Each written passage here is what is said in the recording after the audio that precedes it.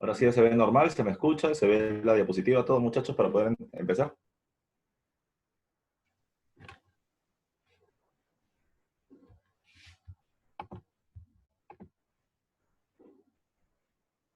¿Sí? Acá. Ya. Bueno muchachos, disculpen la demora, problema técnico. Tengo dos laptops, tengo una más moderna que no sé por qué no entraba, ¿ya? Y la que estoy utilizando ahorita, que es de hace 6 años atrás, que está funcionando mejor, no sé qué pasó. Bueno, bueno, la clase de esta semana, como lo están viendo en la diapositiva, termina siendo el tema del periodo formativo, o también llamado con el nombre del horizonte temprano. Primero vamos con ese primer dato. John Rowe, y la vez pasada ya les mencioné de él, termina siendo el arqueólogo norteamericano que termina definiendo el periodo prehispánico, ¿ya? El periodo previo a la invasión española, ¿ya? De acuerdo a nuestro desarrollo de la producción cerámica, y lo termina dividiendo en dos aspectos. Eso se pregunta el examen de admisión: horizontes e intermedios, ¿ya? Recuerden, ya, y eso le dije la semana anterior, que para él la cerámica era fundamental para poder entender el desarrollo de un pueblo como sociedad. Entonces, aquellos pueblos que venían teniendo cerámica como muestra de su desarrollo cultural se les conocía con el nombre de civilizaciones o altas culturas. Estas altas culturas la dividen horizonte e intermedio. Horizonte es aquella época en donde el estilo de cerámica ya se termina extendiendo en una determinada época a una gran cantidad de regiones a la vez. Por ejemplo, recuerden que hay tres horizontes. El primero es el temprano, el segundo es el horizonte medio y el tercero es el horizonte tardío.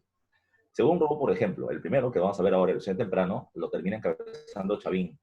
Chavín desde Ancas termina realizando un estilo de cerámica que lo vamos a ver más adelante, ya que termina siendo la cerámica monócroma, ya la cerámica con base globular o con base plana, cuerpo globular, hasta tipo gollete y pico en el estribo. Ese tipo de cerámica que nace en Ancas se va a terminar difundiendo a muchas regiones, a Lima, a Ica, a Ayacucho, a la zona de Lambayeque, Cajamarca. Como de una sola región se extiende la cerámica a muchos territorios, a eso se le conoce con el nombre de horizonte.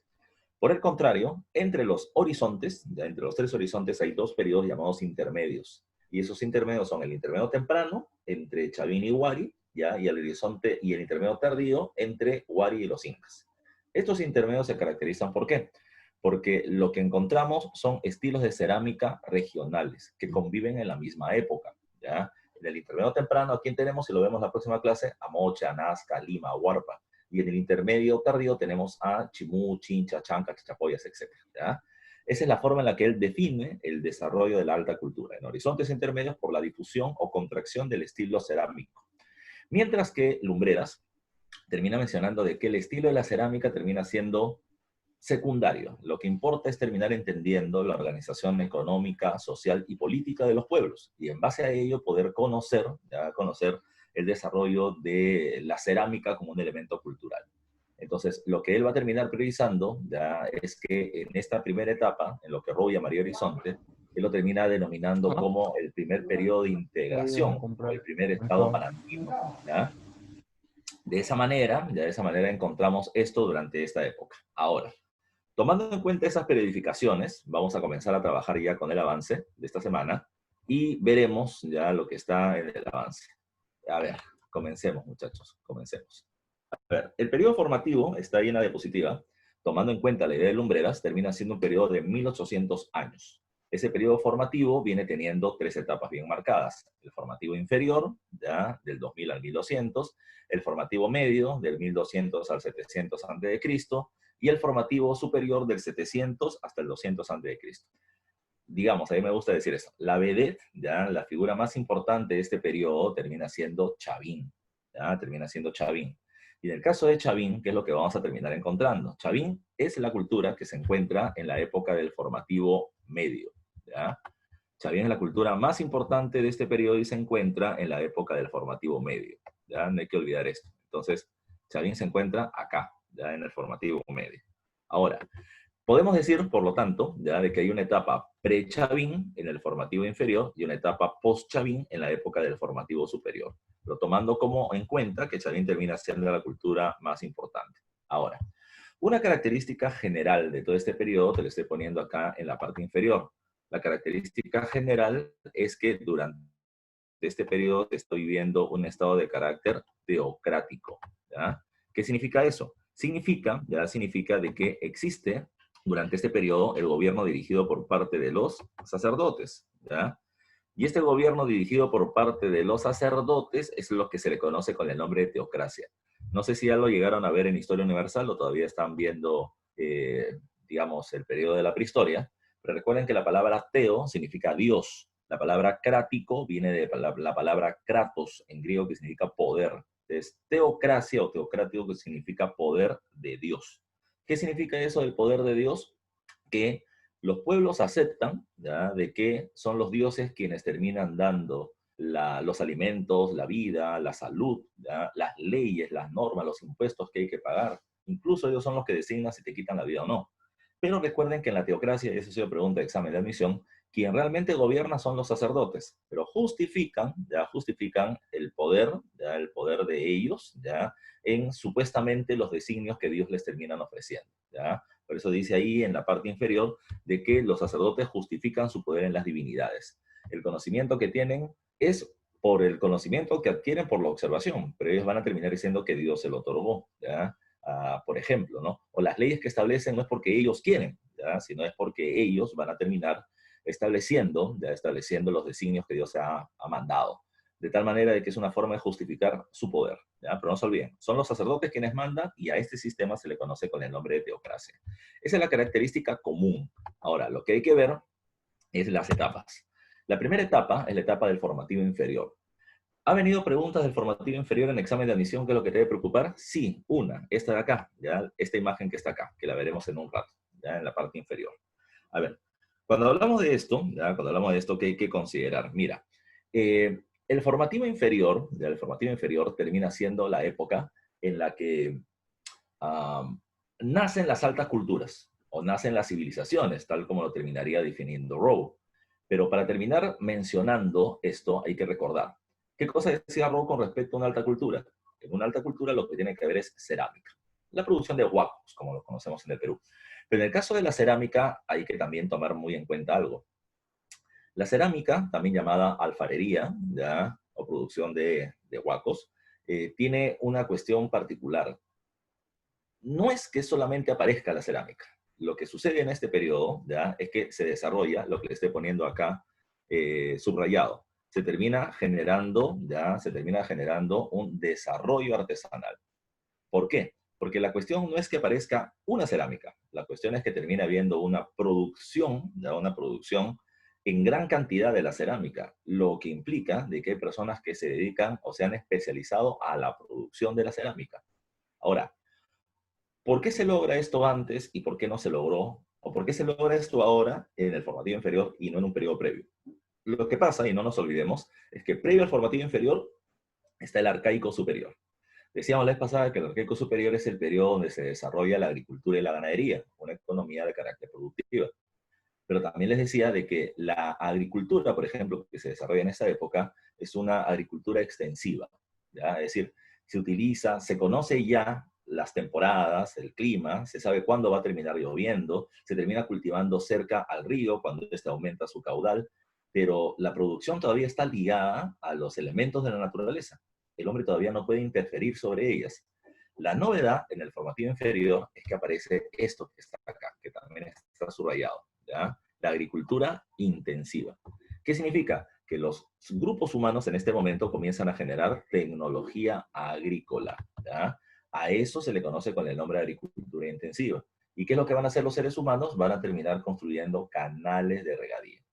¿Qué es un canal de regadío? A ver, vamos a intentar graficarlo. Ya vamos a intentar graficarlo. Mira, cuando hablamos de un canal de regadío, recuerden algunos datos técnicos, ¿ok? Mira, vamos a poner por acá. Esta línea celeste, termina siendo el agua, ¿ya?, el agua del río. Recuerden que el río, sus aguas van a terminar pasando por un lugar llamado cauce. El cauce es el lugar por donde avanzan las aguas del río. La zona de las laderas, ¿ya?, la zona de las laderas que terminan siendo naturalmente fertilizadas, se le conoce con el nombre de valle, ¿ya? Y esta zona de acá, esta zona de las laderas fertilizadas por el agua del río o valle, termina siendo una zona sumamente fértil para poder cultivar. Ahora, el hombre puede cultivar ahí, eso es lo que hace durante la agricultura extensiva de la época del Arcaico Superior, pero la población crece. Y los especialistas van a terminar dándose cuenta que podríamos aumentar la cantidad de producción si logramos cultivar en este terreno. Si yo logro cultivar aquí, ¿ya? Y si logro cultivar acá, entonces aumentaré mi cantidad de producción. Entonces, ¿qué vamos a hacer? Vamos a terminar construyendo, ya, mecanismos para poder llevar el agua de un lugar a otro territorio. A eso se le conoce con el nombre de canales de regadío o canales de irrigación. ¿Qué se va a hacer? Se va a hacer un cauce que no es natural, es un cauce hecho por parte del trabajo de los seres humanos para terminar llevando el agua hacia este territorio y de esta manera aumentar los campos agrícolas. Este sistema es lo que cambia, ya lo que cambia el desarrollo de la historia para este periodo, porque ahora voy a terminar teniendo más campos de cultivo y no solamente obtengo más campos de cultivo, sino que también voy a terminar aumentando los llamados, ya que está, los llamados excedentes.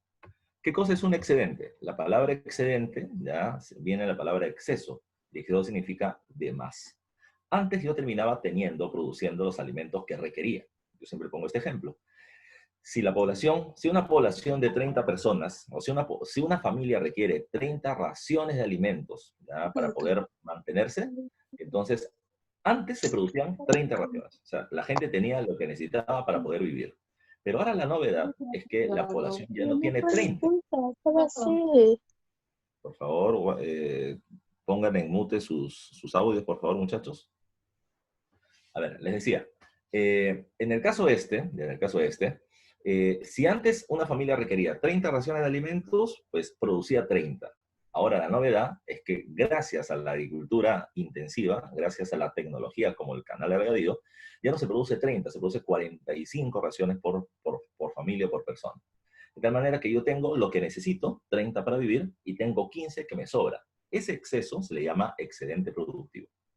Esos 15 de más, ¿para qué me sirven? ¿Ya? Me sirven, uno, para comer más si quiero. Pero como me sobra, yo lo voy a terminar guardando. Eso que me sobra es lo que yo voy a poder intercambiar. ¿Ya? Pongan siempre una cuestión muy lógica, ¿no? ¿Ya? A ver, supongamos que una familia ahora, no nos vayamos a esa época donde toda la agricultura y ganadería, una familia actual, ¿ya? Por ejemplo, yo tengo que terminar pagando de alquiler de mi vivienda, porque no tengo casa propia, tengo que pagar 650 soles, ¿ya? Y tengo que pagar 200 soles en servicios, entre luz, agua, internet y demás, ¿ya? Tengo que terminar pagando además mi celular, ya 150, ya van a ir solamente 200, 350, 650, 1000 soles, ya 1000 soles.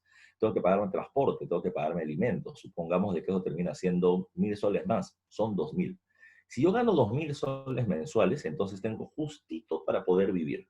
Ahora, si yo necesito 2000 para vivir, pero gano 2500, entonces tengo 500 de exceso. Puedo, por ejemplo, ahorrar 300 y me sobran 200. ¿Qué puedo hacer con esos 200? No sé, pues me puedo comprar un pollo a la brasa, me puedo terminar yendo al cine, ya puedo terminar comprándome algo de ropa. Entonces, la gente va a poder adquirir objetos después de terminar pagando sus bienes y servicios básicos. Con eso que me sobra, yo puedo terminar intercambiando dinero por recursos. ¿Ya? Dinero por recursos. Esa es la lógica actual. ¿Ya?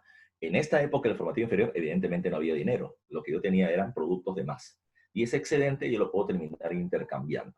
Ahora, ahí viene el hecho de las artesanías. Ahí recién entra el artesano. ¿Ya? ¿Qué pasó? ¿Ya? ¿Qué pasó?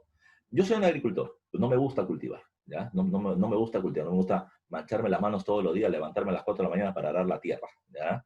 Yo soy un criador de animal, pero no me gusta que haya animales. Ahora, lo que yo he visto es otra cosa. Lo que he visto, por ejemplo, es que hay un tipo de tierra a la cual tú le echas agua y la puedes moldear. Lo termina siendo la arcilla, ¿ya? Que si yo le pongo en un horno y le pongo fuego, esta se puede terminar solidificando y ya tengo una cerámica. Esta cerámica me sirve a mí, porque yo al principio practiqué con esta tierra e hice mi propio recipiente, ¿ya? Y terminaba teniendo un lugar para poder guardar mi excedente, lo que me sobraba de alimentos. Pero después me di cuenta de algo, que así como a mí me sobra y necesito dónde guardar, también hay otras personas que tienen la misma condición. Y por lo tanto, yo, en lugar de estar cultivando la tierra, lo que podría hacer es producir aquellos objetos, ya estas cerámicas, estos recipientes, para que los demás guarden lo que les sobra como yo. De tal manera que ahora yo me dedico únicamente a producir cerámica. ¿Qué voy a hacer?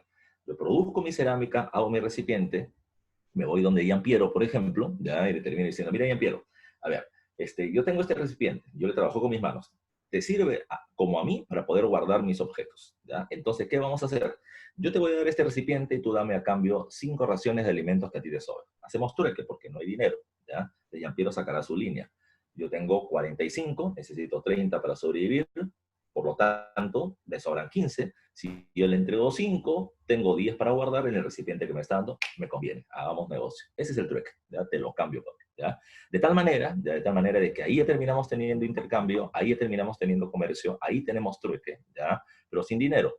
Pero recuerden, a partir de eso yo me doy cuenta como artesano de que yo puedo vivir de producir esta artesanía e intercambiarla.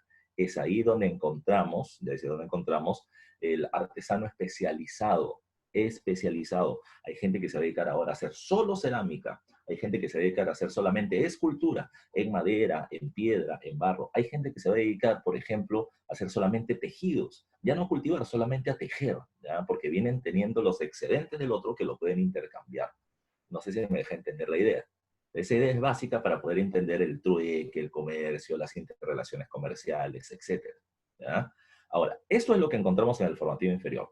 Por eso el gran cambio, ¿ya? Por eso el gran cambio. En esta época nacen los artesanos o los especialistas artesanos gracias, uno, a que hay tecnología agrícola, que hay excedentes para el intercambio y especialización en el trabajo. Ahora, no se olviden, en esta época de formativo inferior, el sistema de gobierno, como les había dicho, es un estado de carácter teocrático. No se olviden de ese dato, el estado es teocrático, ¿ya?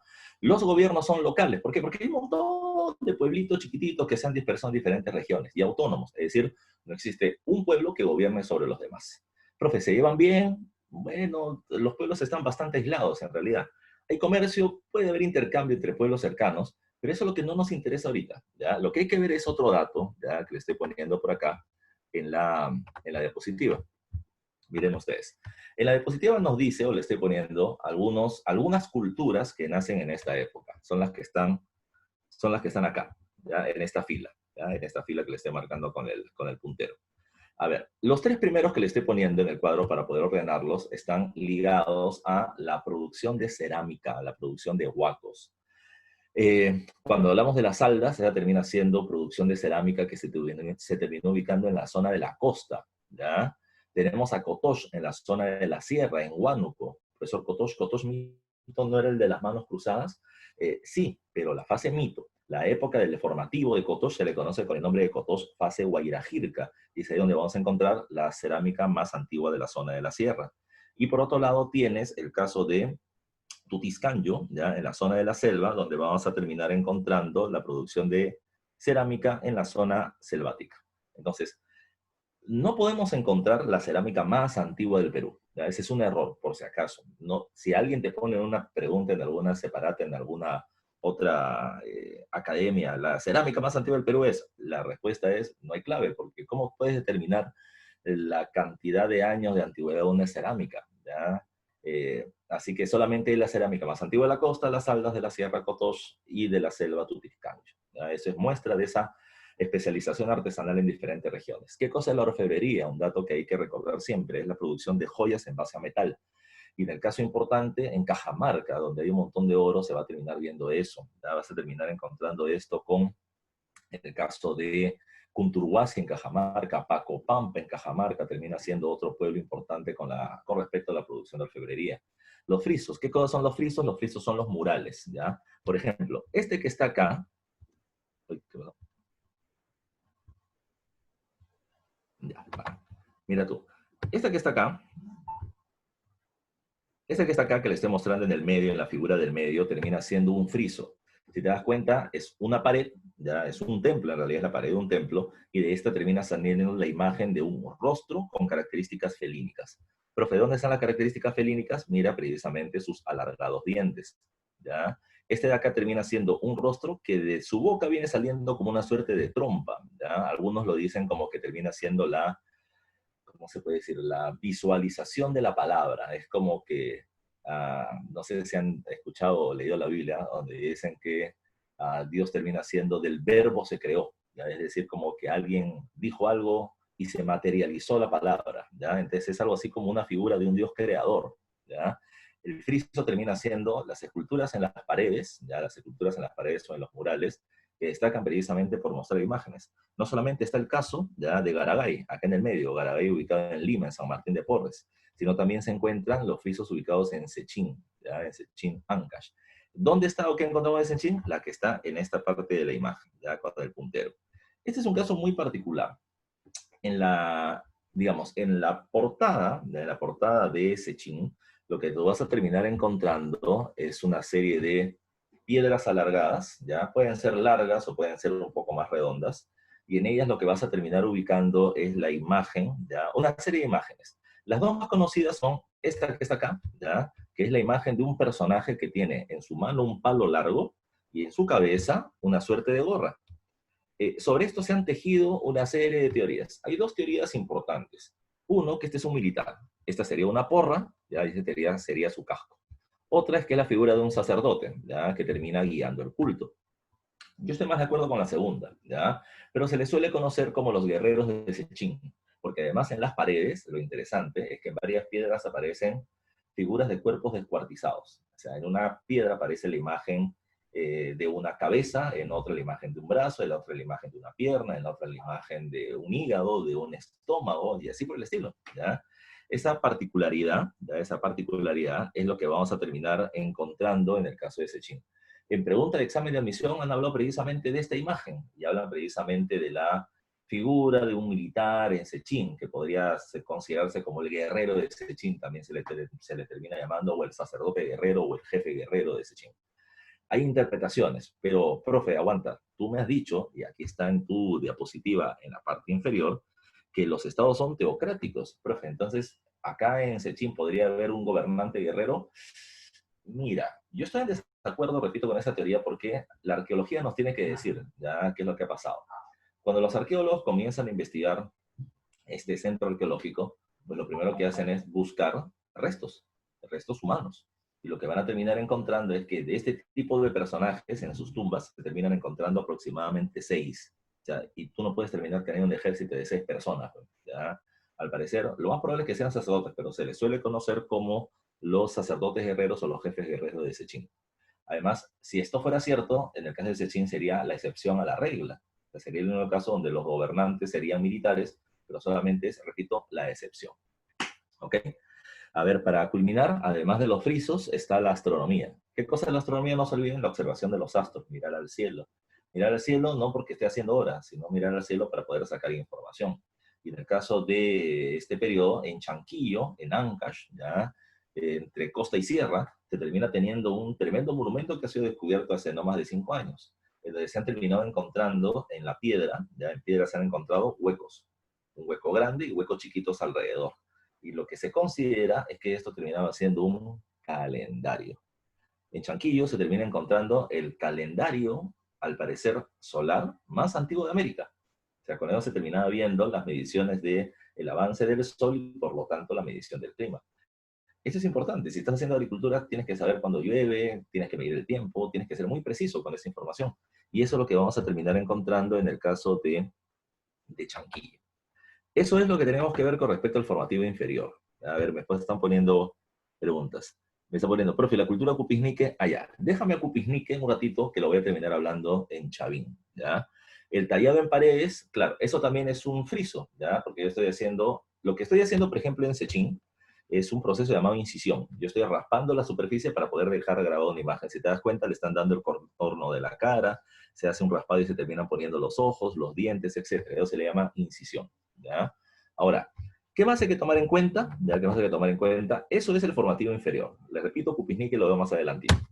Y nos vamos a la cultura más importante, que termina siendo Chavín. Les decía, me planteé ahí Toledo, profe, los frisos son litoescultura. A ver, más o menos. Lo que pasa es que hay dos tipos de litoescultura, ¿ya? La de Sechín es un tipo de litoescultura. Lito significa piedra, y voy a terminar haciendo una incisión, ¿ya? Y voy a terminar haciendo, más que eso, estoy haciendo solamente un friso. La litoescultura es cuando yo a la piedra la voy a terminar moldeando, como en el caso del lanzón monolítico de la cultura Chavín, ¿ya? Profe, ¿guerreros es igual a militares? Bueno, lo que pasa es que se supone de que habían personas que se dedicaban íntegramente, así como hay personas que se dedican a la artesanía y al tejido y a la producción de joyas, la idea es que también en Chavín había, o en la época de Sechín, habían personas que se dedicaban exclusivamente a la pelea. Por lo tanto, tendrían una suerte de guerreros. No, no creo que sean, ¿cuál sería la palabra? Cuando pelean por plata para otros. Se me va el término. A ver, utiliza tu RB. Mercenarios, no, no, no creo que sean eso. ¿Ya? Ahora, regresemos al caso. No se olviden, ¿no? No se olviden esto que les dije, al que les mostré hace algunas separatitas o algunas diapositivas atrás. No te olvides que el formativo tiene tres etapas, ¿ya? Formativo inferior, que es lo que acabamos de ver, y viene el formativo medio, donde está la cultura Chavín como la cultura más importante. ¿Cómo logra Chavín, ya, cómo logra Chavín convertirse en el pueblo más importante de la época? Bueno, la respuesta es simple. Chavín, yo siempre menciono esto, ¿ya? Chavín, antes de ser la gran Chavín que tiene las dimensiones que le estoy poniendo acá en el mapa, ¿ya? Antes de ser la gran Chavín era Chavincito, ¿ya? Era Chavincito. A ese Chavincito se le llamaba Huántar. Y Huántar era un pueblo más de los que vivían en la época de la formación inferior, junto con los que le estoy poniendo en este cuadro. Además de las Saldas, Cotós, Tutiscanyo, Punturhuasi, Garagay, Sechín, Chanquillo, Cupisnique, Garagay, Negritos y demás, estaba otra llamada con el nombre de Huántar. Y de Huántar nace Chavín de Huántar. ¿Cómo hace Huántar, pequeña, para convertirse en la gran Chavín? ¿Por qué lo hizo Huántar y no lo hizo Cupisnique? ¿Por qué lo hizo Huántar y no lo hizo Tutiscandio? ¿Por qué? Porque Huántar. Bueno, no te olvides, ¿ah? En esta época, todos los pueblos son gobiernos locales, dirigidos por sacerdotes, muy preocupados en aumentar su producción agrícola para poder mantener a su población, ya con desarrollo artesanal local. Cada uno tenía sus propios gobernantes, cada uno de ellos creía en sus propios dioses locales. Eso es lo que pasaba, ¿ya? Eso es lo que sucedía en la época, eso no lo olvides. Ahora, ¿qué pasó?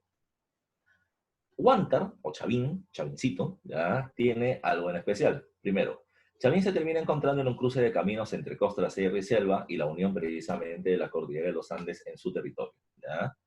Eso le termina permitiendo tener paso hacia la costa, hacia la selva. Además, los astrónomos de Huántar parece que van a terminar teniendo una mejor observación del cielo y sobre todo una mejor predicción de datos. ¿Y eso qué le va a permitir? Le va a terminar permitiendo aumentar la producción agrícola en su territorio. Mejor observación, mejores datos, mejor producción agrícola, ¿ya?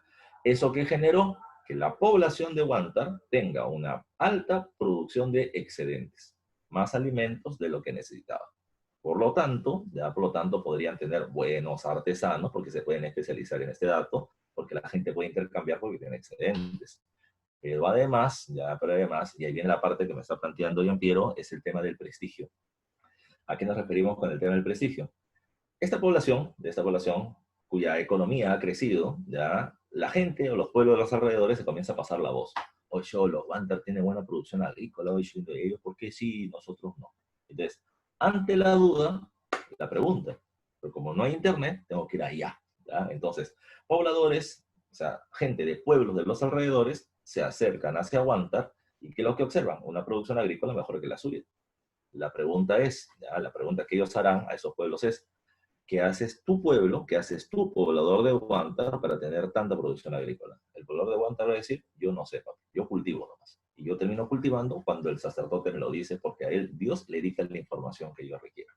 Entonces, yo, poblador de otro lugar, le preguntaré, ¿y cómo puedo hacer para que tu Dios me ayude? Y diré, no sé, yo pago mis tributos al sacerdote, él se comunica con Dios, yo tengo la buena información y eso es lo que a mí me interesa. ¿Quieres que mi Dios te ayude? Habla con el sacerdote. Él sabe cómo es, él conoce el WhatsApp de Dios. ¿Ya? Acá. Yo como poblador me voy en el sacerdote, le digo, sacerdote, ayúdame, quiero que mi pueblo tenga la mejor producción agrícola como la que usted tiene. Pero ahí es donde viene un problema que hay que recordar. El sacerdote de Huántar conoce la geografía de Huántar, conoce el suelo de Huántar, conoce el clima de Huántar. Yo conozco la realidad de Huántar. Yo no conozco la realidad del pueblo que está, del poblador o del pueblo del poblador que está viniendo a hablar conmigo. Mi información es útil para mi región. Para esa región, no sé. Si yo doy un dato errado, ya un dato errado, es decir, yo le digo a este poblador, paga mi tributo, mi Dios te va a ayudar, con fe nomás, ya, tenme fe, habla conmigo, habla con Dios, ya. Si tú le dices eso y el poblador se lleva tu conocimiento a tu territorio, a su territorio y cultiva y le va a las patas, lo primero que van a terminar diciendo es, ese dios de Wantar no pasa nada. Y por lo tanto van a correr la voz, ¿ya?, de que es un dios que no termina siendo útil. Es ahí donde perdería lo que dice Giampiero, prestigio. Y el prestigio es sumamente importante, ¿ya? Del prestigio vives, ¿ya? Del prestigio vives, ¿ya? No se olviden de eso. Tú vas a ser profesional, vas a ingresar a la universidad, por eso te estás preparando. Y no solamente vas a tener tu título, sino que la gente va a terminar hablando bien o mal de tu trabajo, ¿ya? Puedes cometer errores, por supuesto, ¿ya? Pero mientras tu trabajo termine siendo relativamente bueno o muy bueno, la gente va a decir, oye, ese pate hay que contratarlo y hay que pagar lo que se merece porque sus datos terminan siendo buenos, ¿ya? Tú no le vas a terminar pagando pues, porque sea malo, ¿no? Si la gente se pasa de los famosos, porque no sabe, etcétera, no vas a terminar haciéndole caso, no lo vas a escuchar. Entonces, el prestigio, el correrse la voz es importante. Y en este caso pasa exactamente lo mismo.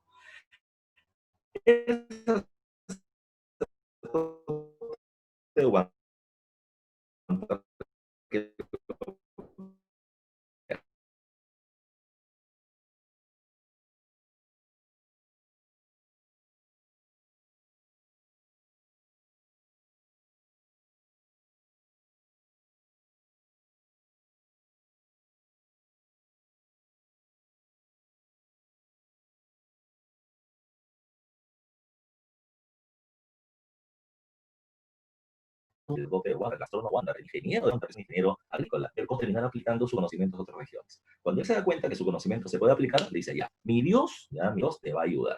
Claro que no es tan simple, ¿ya? Recuerden que ahí es donde entra siempre la parte teatral, ¿ya? Y eso es importantísimo también, la teatralización, la capacidad histriónica que tiene el sacerdote para poder transmitir, para poder asegurar una idea, para poder hacer que la gente se sorprenda y diga, oh, este pata tiene razón. Que lo que el sacerdote dice, ya, bueno, mi Dios parece que... Y comienza la convulsión, ¿ya? La Carlota, ¿ya? ¿Por qué eso de la convulsión? ¿Ya? ¿Por qué? Porque lo que está haciendo, ¿ya? Lo que está haciendo este personaje, muy interesante, ¿ya? Muy interesante, es de ver o hacer que la gente vea, ¿ya? Hacer que la gente vea que hay un tipo de comunicación. Este pata se loqueó, ¿qué pasó? ¿Ya? ¿Qué pasó? Entonces él va a decir, no, ya, bueno, Dios entró en mí, ya, o sea, con su información a su alma, no otra cosa, ¿ya? Dios entró en mí, ya, entró en mí, y me terminó dando la información, ya, la información que era necesaria.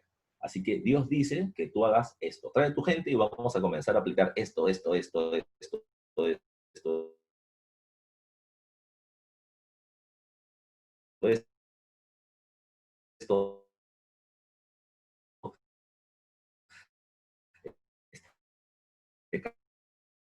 canal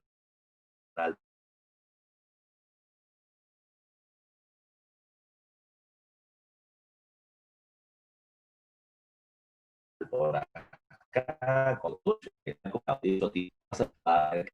diputados, no una vez, siempre iba y la producción agrícola. La producción que era así, terminó creciendo y la gente decía, ese Dios, no, pues, ese Dios es bravo, ¿ya? Hay que pagarle a ese Dios. Entonces, ¿qué cosa es lo que hemos logrado? Que el prestigio del Dios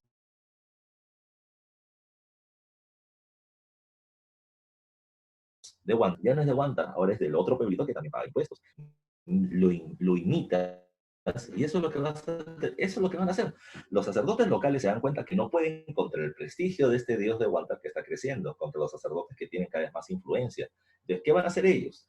Van a agarrar a sus diositos locales y los van a avivar, ¿ya? Eso es dioses Walter. Así que los dioses fauces más grandes, narices más anchas, colmillos, ¿ya? Figuras precisamente donde todos se dan cuenta de que Chavín se ha puesto de moda y no puedo ir contra esa moda si no pierdo mi poder.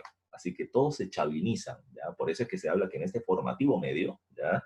Chavín es la cultura más importante por el prestigio que está adquiriendo, por el poder que logra terminar teniendo, por la difusión de ese estilo cerámica que es la muestra de esa llegada a diferentes regiones, por la imagen de los dioses que se han chavinizado en los diferentes templos, en donde se nota que Chavín tiene influencia.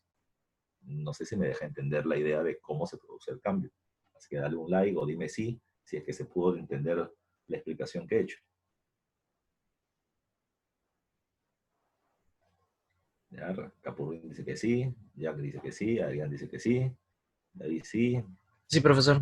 Bacán. No sé qué dice, no sé quién es ese. Ya me dice que sí. Jeremy, Estefano, bacán. Entonces, si se ha entendido, ahora ya entendimos el cambio, que es lo que me interesa. ¿Ya? Pues estamos pensando en pregunta de eco, estamos pensando en pregunta de cambio, estamos pensando en proceso. Lo demás son datos. ¿Ya? Sobre los datos, estamos más rápido. ¿Ya? Mira, dato 1, pregunta examen de admisión de Chavín de hace tiempo atrás. ¿Ya? ¿Dónde se encuentra Chavín? ¿Cuál es el centro donde se termina ubicando la cultura Chavín y se encuentra por acá? El centro termina siendo... Estoy acá jugando con los tablets. Ya. El centro con donde está el puntero termina siendo en el callejón de Conchucos en Ancash. ¿Ya? Pregunta examen de admisión. Profesor, ¿qué es un callejón? Bueno, en este caso, el templo principal de la cultura Chavín, el templo viejo y nuevo que tiene forma de U, que lo veremos luego, se termina ubicando en el centro de dos ríos, el río Mosna por acá y el río Huachexa por acá. Tienen como una forma de U, ¿ya? Los ríos se abren y acá en el centro está el templo de Chavín de Huanta. Chavín se termina encontrando, o es, y ahí les pone ese dato, es no solamente la cultura más importante del formativo medio, o también llamado Horizonte Temprano por Rowe, sino también es el primer estado panandino.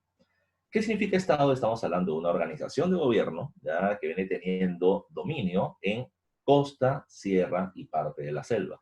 ¿Ya? Esos son los dominios donde Chavín tiene influencia. No estoy diciendo que hay un rey Chavín y que todo el mundo esté sometido. Lo que sí sucede es que los sacerdotes Chavín cuando hablan, todos los demás pueblos lo van a terminar como aceptando. ¿Ya? Ahora, porque tiene un gran prestigio y sus dioses han adquirido gran poder. Chavín, en términos geográficos, va a terminar llegando hasta la zona de Piura, ¿ya? Va a terminar pasando por toda la zona de la costa, sierra y parte de la selva, hasta la zona de Ica, una partecita de Arequipa, ya la zona de Ayacucho, la zona de la selva del Cusco. Toda esta zona va a terminar siendo parte de la zona de influencia que va a terminar teniendo Chavín.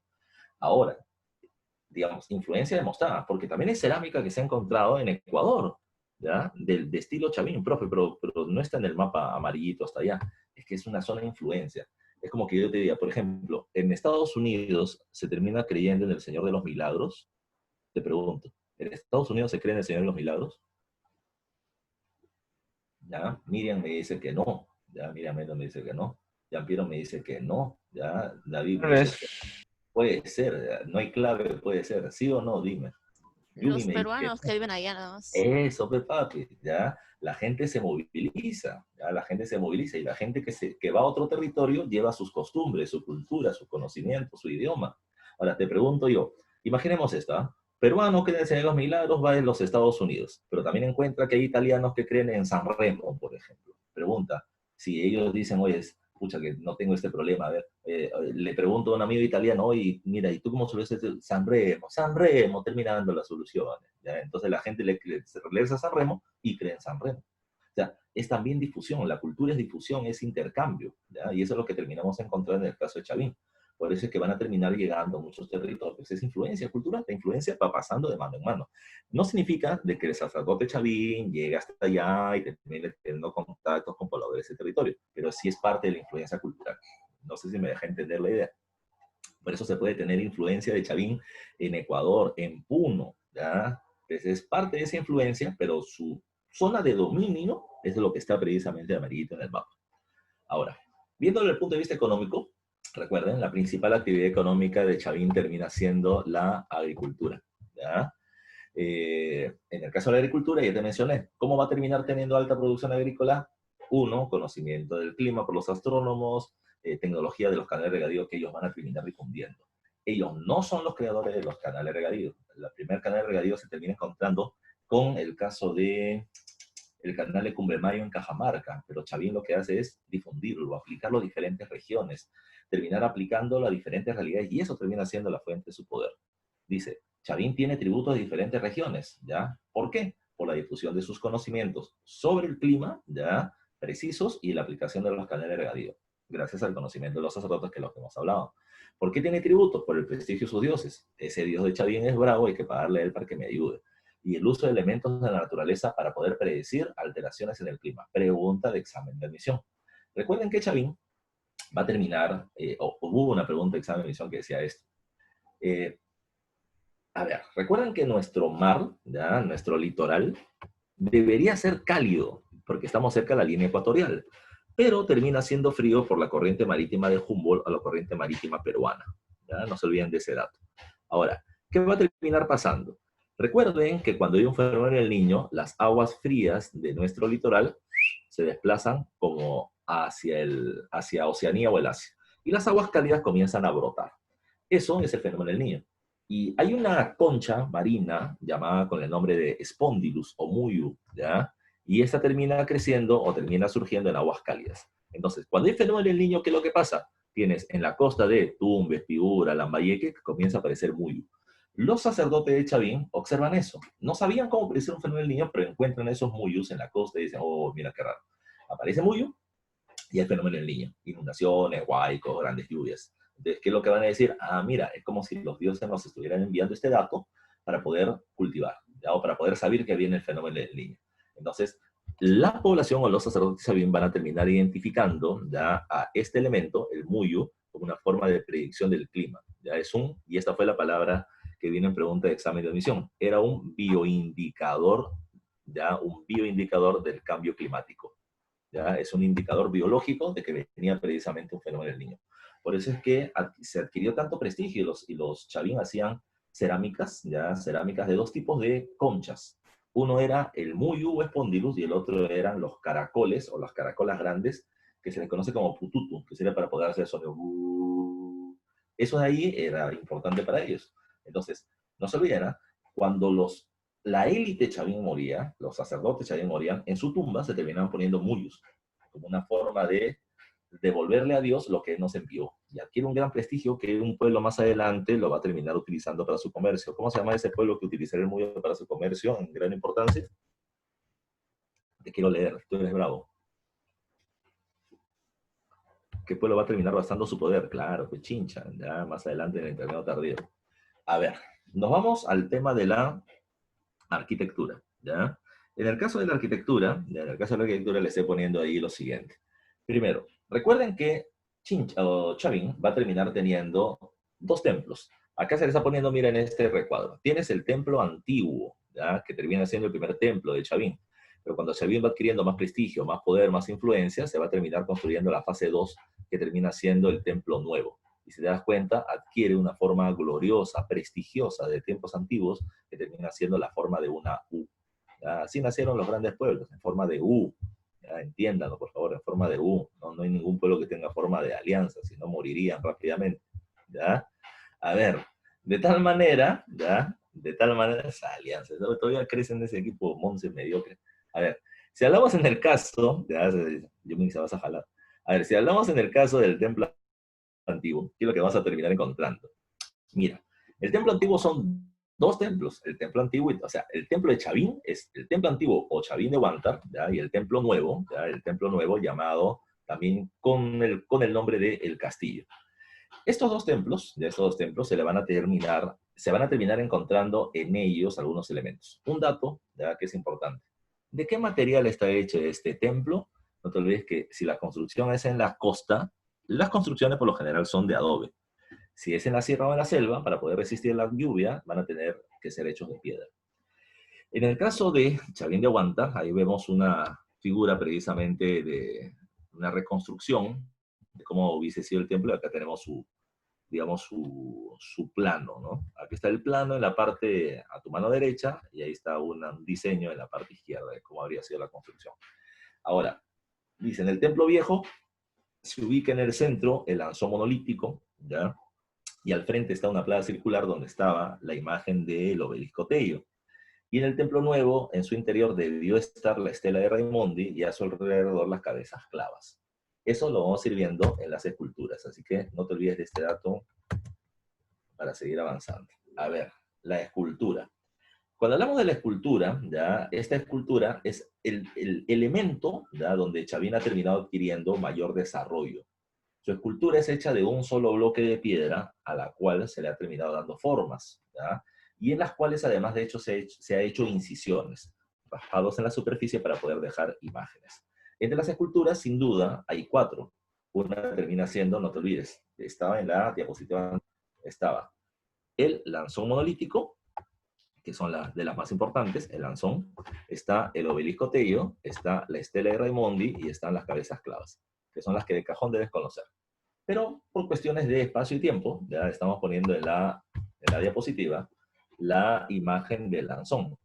El Lanzón es una piedra de aproximadamente 5 metros de alto que está en el centro del templo. Es lo que ha hecho Chavin es lo siguiente. Ellos han hecho la escultura y alrededor de la escultura han terminado haciendo el templo de Chavin de Huanta.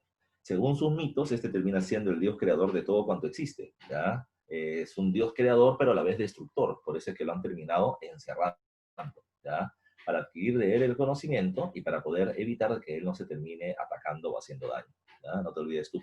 Ahora, cuando hablamos de la escultura del Lanzón monolítico, recuerden que este es un ser antropomorfo. Mira tú, tiene brazos que terminan en garras, pero son brazos, tiene cuerpo, tiene piernas, y estas piernas terminan en garritas, tiene una cabeza, pero esta cabeza va a terminar teniendo características felinoides. Tiene la imagen ya con grandes colmillos, con ojos desorbitados hacia arriba, de su cabello terminan saliendo serpientes, ya aquí está precisamente esa imagen, serpientes, pero esta escultura también tiene algo especial. Los sacerdotes ya bien en la parte alta le terminaban echando sangre, para que en todas estas incisiones o grabados, en imágenes de felinos, de serpientes y demás, en las garras, en los colmillos, le termina apareciendo como un personaje sangriento, sanguinario, asesino. ¿Quién podía entrar a ver el Lanzón monolítico? No cualquier persona. Ahora sí, tú pagas tu ticket de entrada al Chalín de Huántar y entras, pero en esa época solamente era para sacerdotes. Y para poder entrar a ver al dios, tú no podías entrar de manera normal, ¿ya? Sino que tenías que consumir algún tipo de alucinógeno o alotrópico, ¿ya? Tenías que tomar alguna droga. ¿Por qué me están poniendo San Pedro? Bueno, habían dos, espero alguien recuerde esto. El San Pedro es un cactus, ¿ya? Cuyo líquido después de ser hervido es un alotrópico, un alucinógeno. Pero también había una semilla pulverizada, ya, de una planta de la selva llamada yopo, la cual la inhalaban, y los sacerdotes se drogaban durante una semana o más, y luego de estar totalmente drogados, entraban al templo. Recuerden que ahí, nuevamente, lo que les decía hace un rato, la teatralización. Tú entras al templo de Chalín de Huántar y mientras más vas entrando, más estrecho, más oscuro, tiene más eco. Los sentidos se agudizan precisamente producto del consumo de la droga, y lo que ellos van a terminar escuchando es que por debajo del templo hay canalización de las aguas, y esta canalización de las aguas ahora se escucha como un rugido. Ellos saben que el dios tiene características felínicas, que es un dios agresivo. Sé que me estoy acercando a él, le tengo miedo, pero tengo que seguir avanzando. La gente tiembla porque tiene que terminar viéndose sorprendida ante la imagen del dios.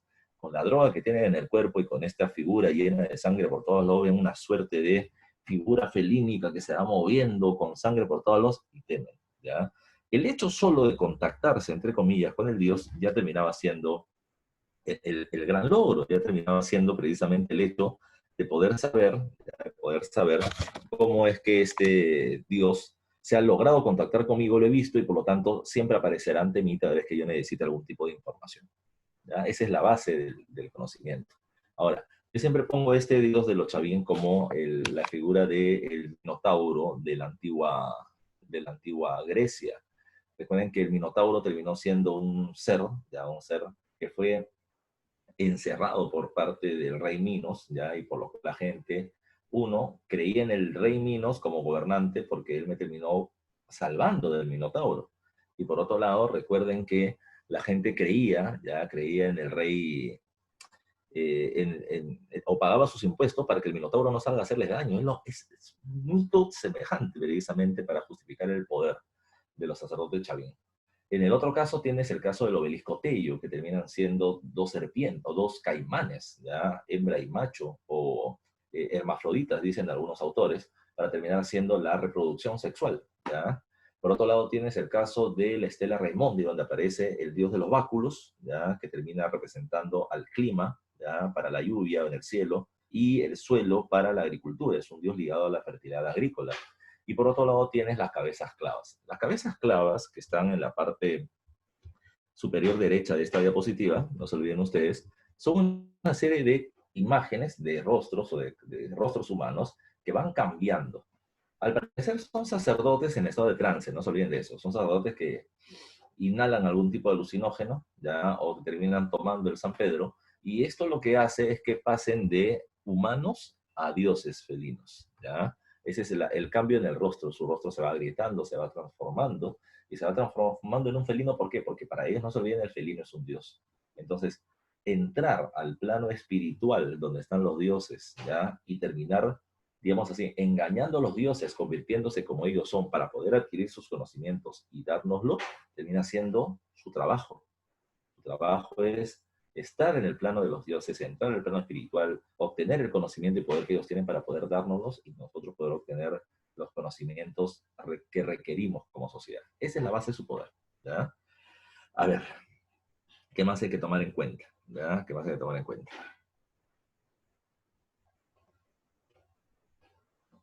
Claro, ahí me está poniendo Piero que es representación de seres humanos en droga. Sí, se puede entender así, ¿no? Están precisamente en estado de trance, ya en estado de felinización en la cual se está consiguiendo por la droga. Ahora, por otro lado, me están poniendo ahí la cerámica, cosa que les decía hace un rato. No se olviden que la cerámica termina siendo monócroma, ya, es decir, es hecha de un solo color a la vez.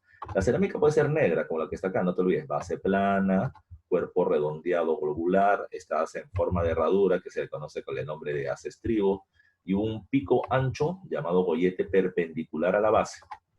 ¿Ya? Esa es la característica. Además es incisa, se raspa la superficie para dejar imágenes, como en esta donde se tiene la imagen de un rostro, ya de un rostro de un ser felínico. Ya tienes, además de eso, este cuello llamado con el nombre de asa estribo, ya o gollete, ya no se olviden esa característica que encontramos en el caso de los Chavín. Me están preguntando, ¿cuántas cabezas clavas originales quedan en su lugar? En el templo una, ¿ya? En el museo creo que hay 4 o más, ¿ya? Y alrededor del mundo hay varias otras. Dice, los Chavín querían que su cerámica se pareciera a la piedra. Sí, ya es parte precisamente de esa especialización que van teniendo. Mientras más recursos, pues un mejor desarrollo cultural, ¿ya? Pierangelo me está levantando la mano. ¿Qué cosa deseas, Pierangelo? Dímelo. Si lo dices con audio, mejor.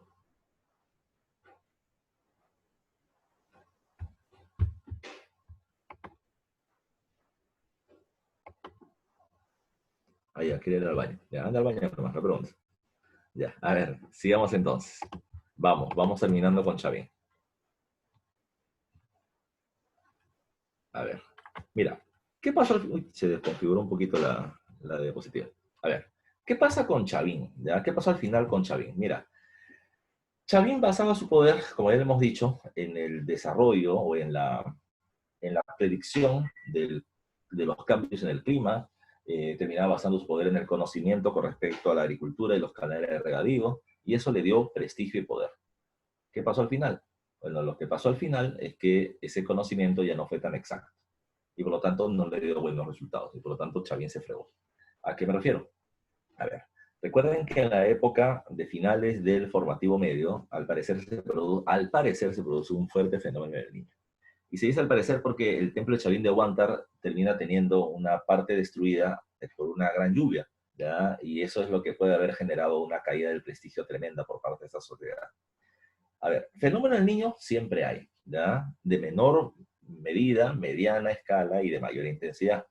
A ver, fenómeno del niño se pueden haber conocido, pero al parecer hubo uno muy grande, más o menos como el que tuvimos en el 2017 acá. Inundaciones por todos lados, huaicos, destrucciones, zonas aisladas, producción agrícola en crisis. Y la gente siempre le va a terminar diciendo al gobernante, solucioname el problema, o por qué no pudiste prever precisamente la solución a este problema. Entonces, ¿qué va a suceder? Cuando sucedió este fenómeno de grandes dimensiones, la gente le preguntaba a los señores Chavín, ¿y qué hacemos? Y los señores decían, y no sé, ya, o sea, nunca he visto un tema así, pero no puede decir, no sé. Lo que va a tener que decir es, no, seguramente es que, no sé, la producción agrícola ha caído porque tenemos que darle más ofrenda a los dioses. Y la gente hace ceremonias, ofrendas, terminan decapitando animales, entregan sangre, animales, niños, etcétera, ¿ya? Pero por más ofrendas que hagan, por más reverencias que hagan a los dioses, no hay solución. Y en ese momento, la gente no pierde fe en Dios, pierde fe en los gobernantes, pierden la fe en los sacerdotes o gobernantes de la sociedad chavín. Y es ahí donde el cambio comienza a producirse. Ahí es donde comienza a producirse la situación. ¿Por qué? Porque ante esa caída de su prestigio, los sacerdotes chavín entran precisamente en crisis. Ya su poder comienza, o su influencia comienza a ser cada vez menor. los pueblos ya no quieren terminar pagando impuestos. ¿Por qué? Porque no hay que comer, ¿verdad? Ya no hay que comer, porque además de eso, el sacerdote chavín no me está dando los resultados que yo necesito. De tal manera, ya, de que el prestigio chavín comienza a decaer. Pero yo siempre pongo esta imagen que deben tener muy en cuenta. Cuando alguien pierde, otros ganan. ¿Ya? Cuando alguien pierde, otros ganan. Cuando el sacerdote de Chavín comienza a perder prestigio, los sacerdotes locales, los astrónomos locales, el ingeniero agrícola local, se da cuenta de algo. El conocimiento que yo tengo sirve para poder conocer, ¿ya?, esta condición. Sirve para poder conocer mi territorio. Yo sé cómo poder solucionar este problema climático, pero solamente en mi espacio.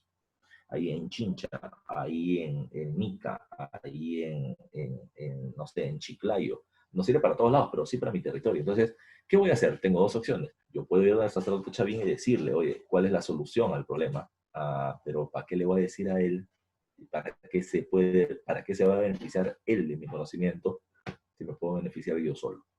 Es ahí donde el sacerdote local, que lo que va a decir, le va a decir, mira, ¿sabes qué? A la gente de su pueblo, mira, los dioses se han comunicado conmigo y me están diciendo de que ellos han abandonado, ¿ya?, el apoyo que le terminaban dando a los sacerdotes de Chavín, ¿ya? ¿Y tú cómo sabes eso? Porque me ha dicho a mí, ya me lo ha dicho a mí, y él me ha dado la solución para nuestro territorio. No te creo, pero está bien, no me crees, no tiene por qué creerme, pero yo te voy a dar la solución. Y Dios solamente pide algo, que si hacemos lo que Él nos dice a través de mí, le paguemos los tributos, que siempre se le pagan, pero a través de mí, no a través del sacerdote Chavín. Bueno, la gente está desesperada y acepta, y es ahí donde comienzan a aplicarse estos conocimientos locales, ya por estos sacerdotes locales, y la solución es muy local. En esos lugares, los sacerdotes chavín pierden influencia. Ese es el cambio que se produce en esta época del formativo superior. ¿Qué es lo que va a suceder? En esta época se produce la decadencia de la cultura chavín. Ya vamos a poner otro colorcito para que se vea. ¿Ya? Acá es donde vamos a terminar encontrando la decadencia de la cultura chavín. ¿Ya? El prestigio del cual antes había gozado y los tributos que terminaba ganando, ahora ya no va a terminar teniendo el mismo poder que antes, no tiene la misma influencia. Y es en ese periodo donde nace el formativo superior. El formativo superior es la época en la que Chavín entra en decadencia política, ¿ya? Política, aunque aún sigue teniendo influencia cultural. Lo novedoso es que durante este periodo formativo superior, también está acá arriba, los pueblos van generando progresivamente su propia identidad cultural.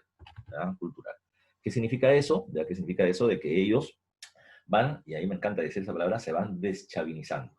Los pueblos se van separando, no solamente el gobierno de los sacerdotes de Chavín, sino que los pueblos también van a comenzar a tener poco a poco dioses con identidades locales. Poco a poco tecnología agrícola local. Poco a poco un nuevo tipo de cerámica, un nuevo tipo de textilería, cosas con las cuales se van separando de la influencia Chavín. Entonces, tómalo en cuenta. Formativo superior es la época en la que Chavín ya no tiene dominio político, pero todavía sigue teniendo influencia cultural. Pero esa influencia cultural poco a poco va desapareciendo porque los pueblos o los gobernantes de estos pueblos van generando su propia identidad local. Ahora, la informativo superior también se le conoce como la época de las culturas puente, y se le llama así culturas puente, ¿por qué? Porque ellas están en el intermedio, ¿ya? O están en el medio, entre la época Chavín, del formativo medio, y la otra época, que es la época del intermedio temprano. Ellos son el punto de conexión. Profesor, ¿cuál es la diferencia entre el formativo superior y el intermedio temprano? En el intermedio temprano los pueblos tienen independencia política y cultural por completo. En esta época del formativo superior, los pueblos tienen independencia política y van poco a poco obteniendo su independencia cultural. Ese tránsito es el formativo superior. ¿Cuáles son las culturas más importantes? Están ahí. Tenemos el caso de Vicús, ya en la zona de Piura. Tenemos el caso de Salinar o Aguinazo, ya, que se ubica en la zona de La Libertad, entre La Libertad y Ancash. Y esos pueblos de la costa norte terminan siendo los pueblos que le van a dar vida a la sociedad mochica, ¿ya? Pero así como están ellos que le van a dar vida a Moche, recuerden que también tenemos en la zona de Ica al pueblo de Paracas. Paracas, como lo vamos a ver, y está al costado, tiene dos fases, Paracas, Cavernas y Necrópolis. La fase de Necrópolis termina siendo la época de la influencia o de la base de la cultura nazca. Por otro lado, tenemos el caso de Pucará en Puno, que le va a terminar dando vida a la cultura de Tiahuanaco en la época del intermedio temprano. Y otra característica de esta época es que ya nacen los militares. Lo que no encontramos todavía, y eso hay que tenerlo en cuenta, ¿ya? Lo que no encontramos es un gobierno de carácter teocrático militarista. Eso todavía no hay, ya hay que recordarlo. Lo que vamos a terminar encontrando ya es que los militares están subordinados a los sacerdotes. El militar aparece como un personaje que ayuda al gobierno, ¿ya? Pero el militar no es el personaje que gobierna. Permítame hacer acá un pequeño cambio para que se vea mejor. Se ha terminado moviendo un poco la diapositiva.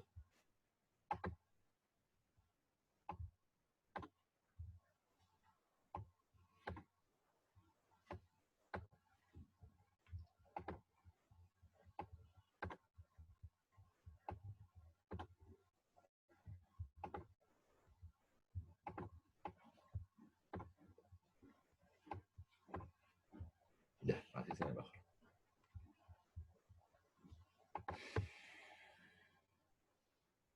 Ya, muchachos. Entonces, repito, en el formativo superior hay militares ya en cantidad, pero ellos no tienen el poder, ¿ya? Ellos solamente ayudan a los sacerdotes a gobernar. Yo siempre digo esto. ¿Qué ha pasado?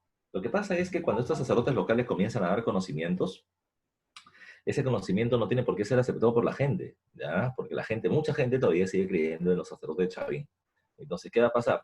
Este nuevo sacerdote local necesita que la gente le pague, porque si un grupo no paga y hay una buena producción agrícola, los que pagan van a decir, ¿para qué pago? Si el otro no paga y no va bien. Entonces yo necesito que el que no pague sea obligado a pagar, y para eso tengo gente armada. Y esa gente armada son los militares. El militar no hace lo que quiere, el militar hace lo que el sacerdote le dice. Tiene poder por sus armas, pero está subordinado al poder del clero o del sacerdocio. De estas culturas, la más importante, lo que nos pide examen de admisión, a pesar de que no se pregunta, es Paracas. Paracas, como dice aquí, está diferenciado en dos etapas. Eso es discutible también, ¿eh? Pero para cuestiones clásicas todavía vamos a seguir utilizando ese concepto, ¿ya? Paracas está dividido en dos etapas, entre comillas, Paracas Cavernas y Paracas Necrópolis. Paracas Cavernas es la época más antigua, Paracas Necrópolis es la época más moderna, ¿ya? Si hablamos de Paracas Cavernas, hay que tomar en cuenta que estos se diferencian por tres elementos. El primero es el tipo de tumbas. En Paracas Cavernas, como se está mostrando acá, las tumbas tienen una forma de copa invertida, ¿ya? O también se le conoce con el nombre de útero materno. ¿Para qué se hacen tumbas? Para guardar muertos, ¿ya? Ahora, ¿cómo se ponen los muertos de la sociedad Paracas? Recuerden que la población fallecida de la élite o del pueblo, su cuerpo es momificado.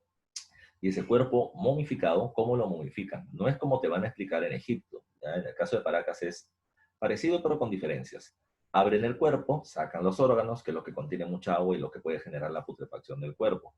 Pero a diferencia de Egipto, donde su cuerpo era, digamos, sobre su cuerpo se ponía un montón de sal para disecarlo, lo que ellos hacían era agarrar el cuerpo y lo ponían en el sol que quema y nica, y con ese calor lo iban secando.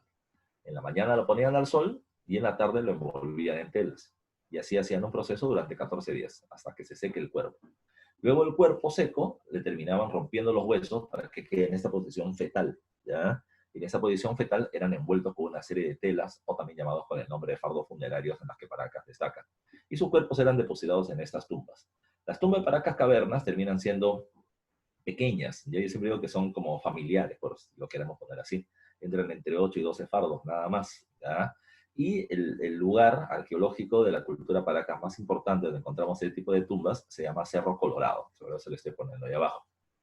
En cambio, en la segunda fase, Tello menciona a Paracas Necrópolis. Necro significa muerte, polis significa ciudad, así que esta era la ciudad de la muerte. ¿Y por qué la llamaba así? Porque en esta segunda fase lo que él mencionaba es que eran tumbas de grandes dimensiones, no solamente más grandes en tamaño, ¿ya?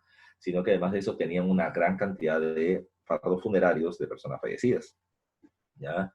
En este espacio, por ejemplo, el que destaca es el Centro Arqueológico de Huaricayán, en Paracas. Y una de las cosas que ve Paracas, o una de las cosas que ve Tello en Paracas Necrópolis, cuando él abre los fardos, ¿ya? Y los comienza a analizar, encuentra de que muchos de estos personajes tienen huesos fracturados, huesos rotos. O sea, hueso roto, opción A, hueso roto que luego se soldó. ¿Alguno de ustedes ha roto alguna vez el hueso, por ejemplo, un brazo, una pierna? Si la ruptura es simple, o sea, una sola ruptura, lo que hacen es ponerte yeso y movilizan la parte, ¿para qué? Para que el hueso bote calcio. se recalcifique y se hace un callo óseo. O sea, si este es el hueso normal, ¿ya? Le va a terminar saliendo como un bultito, ¿ya? Como un bultito. Es el callo óseo que implica de que el hueso volvió a pegar. Ahora, ¿se pegó por qué? Porque tú lograste sobrevivir después de ese accidente. En cambio, en el caso de Paracas Necrópolis también encuentra huesos rotos expuestos, en castellano. Una persona tiene el hueso roto y el hueso parece roto todavía. O sea, nunca se soldó, nunca se pegó. Y no se pegó porque esa persona se murió. Pues. Ahora, ¿por qué? Lo que va a terminar diciéndote ello es que en esta época de necrópolis, Paracas está ligado mucho a la actividad de la guerra. Entonces, como hay un montón de muertos, ya, como hay un montón de personas en conflicto, por eso es que se encuentra un montón de huesos rotos, ¿ya? Y uno de los huesos rotos más conocidos son los famosos cráneos, ya, con huecos en la parte superior, con las famosas trepanaciones craneanas, que es algo que vamos a ver luego. Entonces, la primera diferencia de Paracas está ligado al tipo de tumbas. La segunda diferencia es por el tipo de la cerámica. Miren estos tipos de cerámica que están acá. La primera, fase cavernas, acá la de amarillita, y la segunda fase necrópolis. Si te das cuenta, tiene semejanzas. Primera semejanza, doble pico, ¿ya? Doble pico. Segunda semejanza, asa que une dos picos. Ese tipo de asa se le conoce con el nombre de asa puente, ¿ya? Tercera semejanza, la forma. Tiene forma alargada en las partes laterales, se le llama forma acalabazada, ¿ya? Pero también tiene sus diferencias. Dice acá, en ambas cerámicas se usa doble pico y asa puente, pero en cavernas la cerámica es polícroma, usa varios colores de imágenes, por ejemplo, esta imagen de un felino que está por acá. Además, dice acá, dice con pintado postcocción. ¿Cómo es eso? Recuerden, le decía la clase anterior. Para que hay cerámica tienen que haber dos cosas. Tiene que haber material arcilla y cuando se le da la forma a la cerámica lo metes al horno para cocerlo con el fuego, ¿ya? Si yo lo pinto después de sacarlo del horno, a eso se llama pintado post-cocción. Si yo lo pinto antes de meterlo al horno, se llama pintado pre-cocción. No se olviden de eso. Entonces, en Paracas Caverna, la cerámica tiene varios colores y tiene un pintado post-cocción. En Necrópolis, que encontramos? Es monócroma, un solo color, y además se le llama o se hace un pintado antes de meterlo al horno. Ese es un dato a recordar, ¿ya? Por ahí me está preguntando David Vargas, me dice, profe, pintura fugitiva. ¿Ya? ¿En cuál de los dos es pintura fugitiva? ¿En Cavernas o en Necrópolis? David, ya, dime tú. En cavernas, me dice Miriam, en cavernas, claro. Lo que sucedía es que, al parecer, cuando ellos hacían el pintado de esta cerámica, ya, la pintura luego iba descascarándose, se iba perdiendo los colores. Eso se le llama pintura fugitiva, el color se va yendo. Por eso es que decidieron, al parecer, cambiarlo ya, de polícromo a monócromo. ¿Ya? La otra diferencia entre Paracas, Cavernas y Necrópolis termina siendo sus divinidades. En Cavernas, mira tú, tienes a este de acá, el dios de los báculos. Ah, profe, como el que aparece en la estela de Raimondi. Sí, pero yo siempre menciono, y ahí se puede ver bien en la imagen, de que este es un ser femenino, ¿ya? Mira tú, en el pecho, o sea, tiene las dos varas en sus manos, ¿ya? Tiene sus colmillos, pero mira acá, tiene senos, ¿ya? Senos, con pezones grandes, acá en el pecho. Y mira acá en la parte de los genitales, viene teniendo colmillos, ¿ya? Esta es una hembra, es como una diosa de los báculos femeninos, ¿ya? Pero el hecho de que tenga colmillos significa que no se puede reproducir, ¿ya? Nadie puede entrar ahí, pues ¿no? Ya lo termina decapitando, ¿ya? Y eso hace de que le estén poniendo, ya le están poniendo que esta diosa, y esa es una cuestión particular, no se puede reproducir. O no se puede reproducir, significa de que tiene una vida que va a finalizar, ¿ya? Va a finalizar. Eso implica, o está ligado a Chavín. El poder de Chavín ya tiene una fecha de caducidad, va a terminar perdiendo su poder porque Paracas se está independizando también la imagen de sus dioses. En la segunda etapa tienes, en Necrópolis tienes a dioses autónomos, el ser oculado. Tiene unos ojazos, de sus cabellos terminan saliendo serpientes, ya, que termina siendo una figura nueva. Era parte de esa independencia Chavín que se iba obteniendo, o independencia de Chavín que se iba obteniendo en el formativo superior poco a poco, no te olvides tú. Por último, ya le estoy poniendo ahí, ya también, que tienes lo siguiente, mira tú. ¿En qué destaca Paracas? Paracas destaca en dos cosas, en la textilería, ya, y termina destacando, ya, ¿cómo se ve acá abajo? En la textilería y en la medicina. En el caso de la textilería, sin duda Paracas es el pueblo que más destacó en la textilería. Yo diría que no, yo diría que Nazca es mejor. Nazca es un hijo de Paracas, no se olvide. Pero en el caso de los datos comunes, Paracas termina siendo el pueblo con mejor desarrollo textil. ¿Cuál es la materia prima para la producción de textilería? Es el algodón, y el algodón se encuentra en Ica. En Ica, los paracas muestran muchas imágenes de seres voladores que tienen algodón en las manos como si fuera un regalo a los seres humanos. Pero además de eso, todos los fardos, todos los tejidos eran de algodón. Lo que hay que considerar, ya lo que hay que considerar es que eh, ante una, ¿cómo podríamos decir? Ante una mejor producción textil, ya ante una mejor producción textil, lo que vas a terminar teniendo es que eh, va cambiando el nivel de producción de acuerdo, va cambiando el nivel de tejido de acuerdo a la posición social. Si tú eres de la élite, entonces el tejido va a terminar siendo no solamente hecho de algodón, sino también dice acá de fibra de alpaca, hilos de oro, plumas y cabellos. Es una forma de diferenciación social entre élite y pueblo. Mientras que en la medicina lo que ellos van a terminar haciendo es trabajo con cráneos, se lo estoy poniendo ahí. En la época de caverna se termina encontrando las deformaciones que se hacían a los niños, al parecer para poder diferenciar a la élite del pueblo. Cabezas alargadas era de la élite. Mientras que en la época de necrópolis, en la época de guerras, ya a los militares que eran heridos en los cráneos se les terminaba haciendo usos para poder evitar que la sangre se termine pegando al cerebro y terminen muriendo. Era una forma característica de este periodo. Un último dato es que en Paracas hay geoglifos, como las líneas de Nazca, pero estos geoglifos se terminan encontrando en las partes laterales de los cerros, no puesto en la parte plana de las pampas. Y en estas las figuras que se muestran no son tanto animales como en Nazca, sino se terminan encontrando figuras antropomorfas, no muy bien diseñadas, pero se considera que es, digamos, el antecedente de las líneas. ¿Ya? Esta terminaba siendo la última separata, y con el poco tiempito que nos queda vamos a terminar viendo el tema eh, la, de la dirigida, ¿ya? En los minutos que pueda terminar alcanzando antes que se vaya la señal. A ver, muchachos. No quiere con ustedes.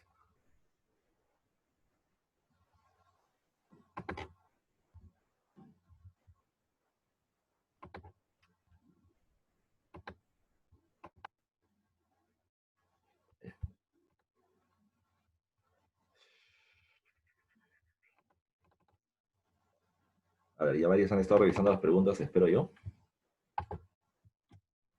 No quiere, no quiere leer.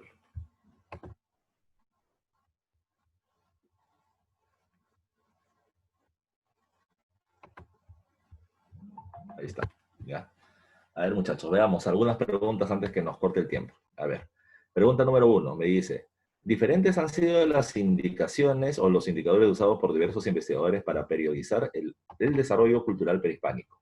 Uno de los modelos más usados es el sistema de horizontes intermedios establecido por el arqueólogo John Rowe, y este define, se le estaba diciendo al principio, este define los periodos horizontes como, no se olviden, es el periodo de difusión de un estilo de cerámica hacia muchas regiones a la vez. ¿Cuál sería la clave entonces en esa pregunta? La 1 sería la clave A de avión. ¿Ya? Eso no puede ser el múltiple desarrollo cultural independiente en cada región, no, eso sería intermedios de acuerdo a lo que dice John Rowe.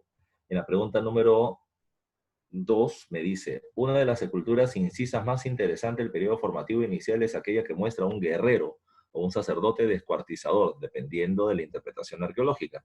¿Y esta está relacionado a qué cultura? Lo habíamos visto hace rato, era Sechín, ¿ya? La de dedo. A ver, dice, con relación al primer horizonte, la cultura chavina alcanzó gran desarrollo en aspectos como la astronomía e ingeniería. Hidráulica. Esta especialización tuvieron como objetivo. ¿Cuál era el objetivo? ¿Ya? Dice, imponer la reproducción idéntica de su cerámica, no, porque me está hablando de la agricultura, repotenciar el cultivo del maíz. El comercio no, el cultivo sí, porque el cultivo estaba ligado a la élite. Pues me dice, organizar el ejército desde el centro, no tienen ejército. Controlar el excedente de la producción por parte de las castas sacerdotal es el objetivo. Ellos tienen una mejor producción agrícola, difunden una mejor producción, y esto va a estar ligado a una mayor cantidad de producción de alimentos y de excedentes. A ver, dice, en el centro ceremonial del Templo Viejo de Chavín, los investigadores han encontrado una serie de objetos pertenecientes a distintos lugares del territorio andino. Hoja de coca, plumas, maderas, etc. De acuerdo con los estudiosos, esta evidencia de que la cultura de Chavín, dice, fue un punto central de tributo y peregrinaje. La gente llega hacia ese territorio, no te olvides, para terminar llevando sus tributos, ¿ya? Porque ese era el centro del poder que terminaba teniendo Chavín, y es la mejor clave, la clave A, pregunta examen de admisión. Otra pregunta de examen, la que le decía hace un rato. El espondylus o el muyu ya era empleado como ¿qué? Como un bioindicador para las perturbaciones climatológicas, es decir, para poder identificar el tema del fenómeno del niño. Pregunta 6 dice, los arquitectos de la cultura chavín construyeron una serie de ductos subterráneos para el paso de las aguas bajo el templo de Chavín de Huántar y eso tenía por objetivo. No se olviden que era parte de la teatralización que les comentaba. La gente tenía que pasar por ahí para terminar teniendo miedo de que estoy llegando ante un dios felínico, agresivo, atemorizador. ¿Ya? Entonces, el efecto generó un efecto sonoro semejante a los rugidos felinos. Sí, vamos a ver si hay otra mejor clave. Extraer el agua del subsuelo, no. Atemorizar a los sectores populares que entran al templo, no, porque no entraban sectores populares. Mantener en trance a los dioses, no. La mejor clave es un efecto sonoro, ya, para terminar generando pánico, para teatralizar el evento, precisamente, el acceso al templo para la élite. Una pregunta, la pregunta 7 voy a dejarla, ¿ya? Antes que me come el tiempo. La 8 me dice, establezca la afirmación incorrecta respecto al periodo formativo superior. Lo incorrecto.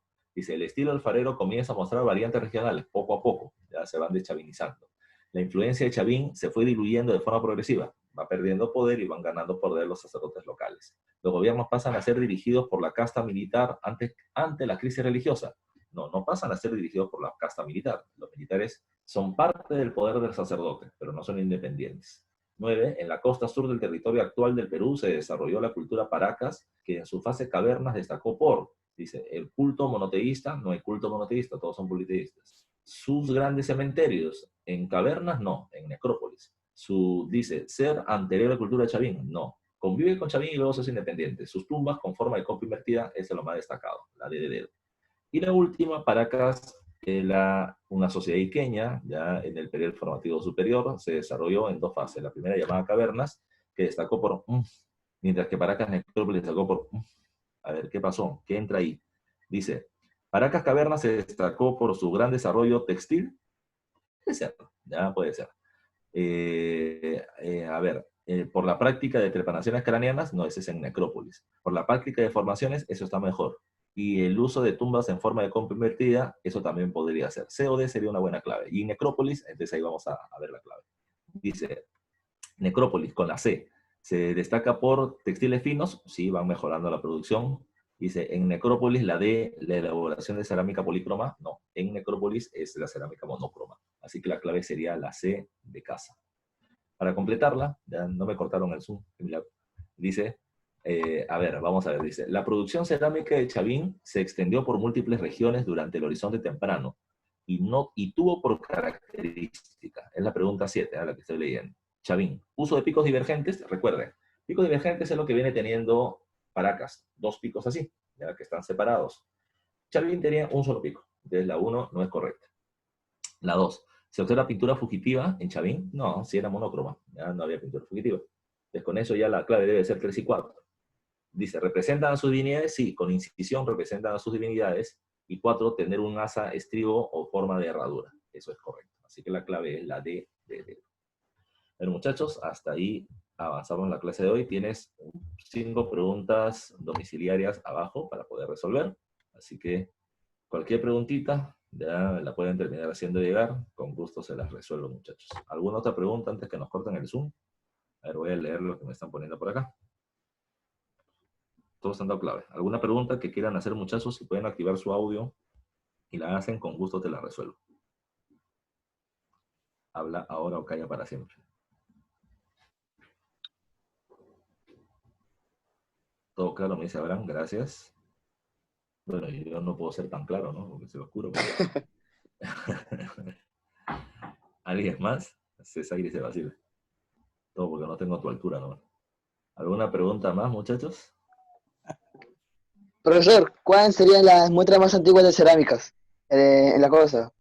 En la costa, ¿ya? Ahí le puse 3 en el cuadro. Le puse, estaba Las Aldas en la costa, Cotos, Guairajirca en la sierra y Tutiscanyo en la selva. Entonces, si te preguntan por regiones, ahí te acaba la respuesta. Si te preguntan en general, como decía al principio, no hay una respuesta clara. Dice, profe, la 5 en la domiciliaria. A ver, la 5 en la domiciliaria. Te estoy diciendo que es domiciliaria y ya me está agarrando la clave.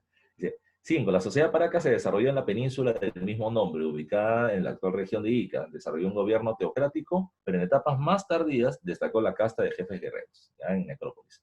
Podríamos afirmar que el origen de esa sociedad se debió, el origen, ya ¿ya? Me dice, la influencia de Chavín sobre Saldea de la costa sur. Sí, esa sería la clave, pero a ver, la huida de los pobladores posteriores a la integración Wari, no, pues ese final del Horizonte Medio para acá ya no existía como sociedad independiente. El fortalecimiento de la sociedad urbana de Caral no tienen relación cronológica, no tienen relación que se conozca entre esos pueblos.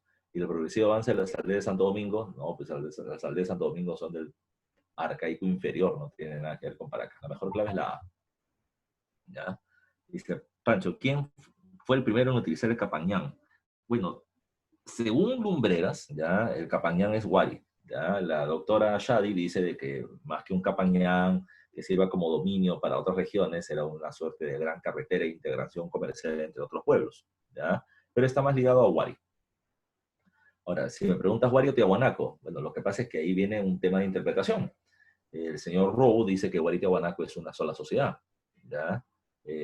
Por eso es que la mejor clave es Wari, si lo ponemos desde el punto de vista de Lumbreras, que también es bastante discutible.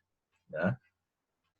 Es que Wari y Tiahuanaco conviven, ya, pero, ¿ya? Por eso es que van a poder tener contacto, pero el problema es que Wari, o sea, los caminos de Wari no llegan hasta Tiahuanaco, solamente llegan hasta la zona de influencia Wari. Tiahuanaco no, ¿ya? Tiahuanaco tiene un sistema de llegada hacia otros lugares por control vertical de pisos ecológicos, ¿ya? Pero no es por el tema del Capañán, ¿ya? A ver, muchachos, ¿alguna otra pregunta? ¿Ya? Si no, para tomar desayuno.